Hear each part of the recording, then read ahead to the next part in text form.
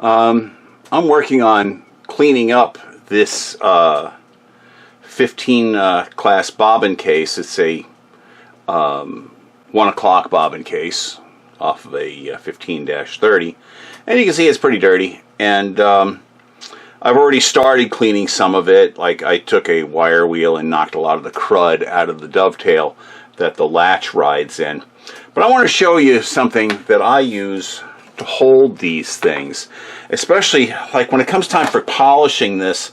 I'm going to be using a rotary tool with either a 1-inch hard felt wheel or the appropriate size hard felt polishing points to get into the inner workings or the inner places on this. And hard felt in a rotary tool with polishing compound, that generates a lot of heat. So I've had this literally since I was a teenager. This is a hand vise that's used for holding odd shaped items, and you see it's got all these little metal pins. I had actually lost these pins somewhere along the line, so I bought some hardened steel wire and cut some new pins for it. And these are still available. I mean, I'm 65 years old, and I've had this since I was like 13 or 14 years old. I got this back in the day when I was flying control line and radio controlled model airplanes back in the early 70s. And anyway, yeah, so this is really awesome for holding odd shaped pieces. So give you an example how this works. I'm going to put these pins into the holes here, and there's you can put them in anywhere you need to hold something. And give you an idea, I'm going to put open that up a little bit more. I'm going to drop this bobbin case in and then just gently squeeze that. Now I can get in there with a rotary tool and polish the inside portions on this without burning my fingers. Because, you know, you generate a tremendous amount of heat with compound and a rotary tool. Likewise, for the outside, you can, and I might have to move the pins around a little bit. Yeah, I'm going to. I'm going to move some pins. Just move one over.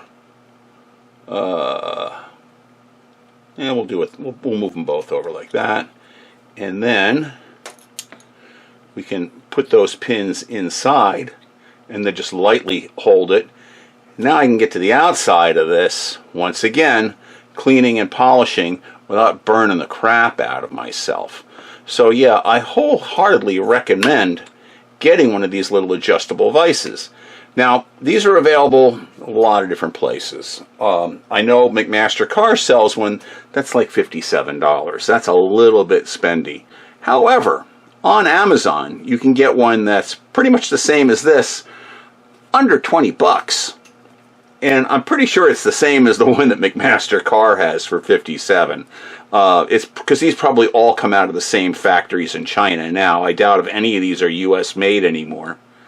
But yeah, these are really handy.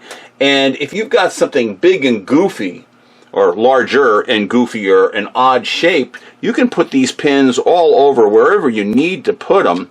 Get your odd shaped piece in there, get it clamped up, and you can work with it safely.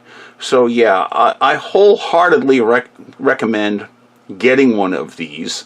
There's other types of hand vices out there. There's even another version of this that actually, you know, sits on the table and you can position it.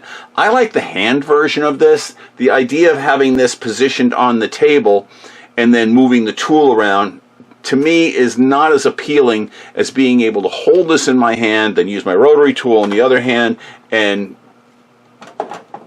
maneuver the tool where I need it to be. Although I'm sure the other works great as well. But anyway, that's what I wanted to show you. I know I haven't done any videos in a while. It's been a brutal summer thus far.